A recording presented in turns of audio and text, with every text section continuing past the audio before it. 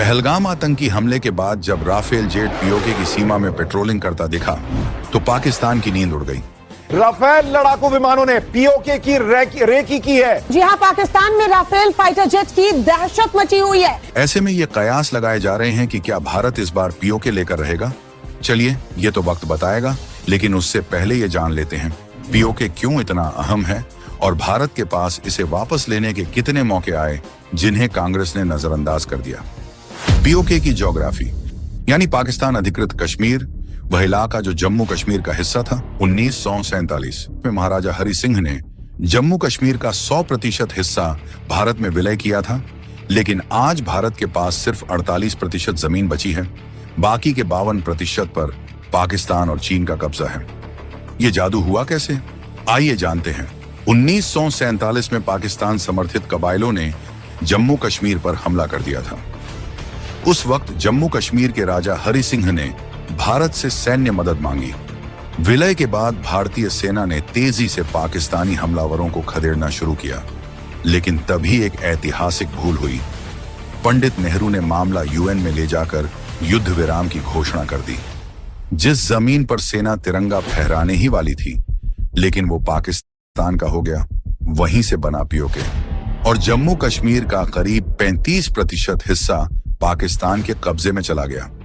1962 में चीन के साथ युद्ध में नेहरू सरकार ने जम्मू कश्मीर के अक्साई चिन्ह का करीब 16% हिस्सा भी गंवा दिया। फिर 1963 में पीओके की सक्षम वैली यानी कि करीब 3% हिस्सा पाकिस्तान ने सौदे में चीन को गिफ्ट कर दिया। फिलहाल चीन के पास है जम्मू कश्मीर का लगभग 19% भाग और भारत के पास है 48% हिस्सा। वहीं पाकिस्तान के पास है जम्मू कश्मीर की करीब 33% जमीन। पीओके न सिर्फ रणनीतिक रूप से बल्कि प्राकृतिक संसाधनों के मामले में भी बेहद समृद्ध है। यहाँ है तांबा, यूरेनियम, बॉक्साइट, कोयला, लोहा, सीसा और अन्य खनिजों के खजाने। नीलम, झेलम, सिंधु जैसी नदियां पीओके के पहाड़ों से ही बहती हैं। नीलम घाटी, मीरपुर और मुजफ्फराबाद के घने जंगल आयुर्वेदिक संपदा से भरे हुए हैं। हालांकि उसके बाद भी इतिहास गवाह है कि पीओके को वापस लेने के कई मौके भारत के पास थे, जिसे पिछली सरकारों ने खो दिया। 1965 की जंग में जीत के साथ ही भारत ने पीओके की हाजी पीर पास सहित कई इलाकों पर कब्जा कर लिया था, लेकिन ताशकंद समझौते के तहत पाकिस्तान की ली हुई जमीन तो लौटा दी, लेकिन पीओके वापस लेने की बात नहीं की गई। 1971 में तो हम और भी मजबूत स्थिति में थे।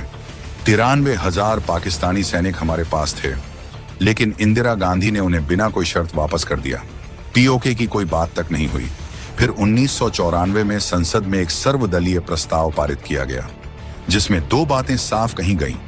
1, बमाणा जम्मू कश्मीर भारत का अभिन्न हिस्सा है।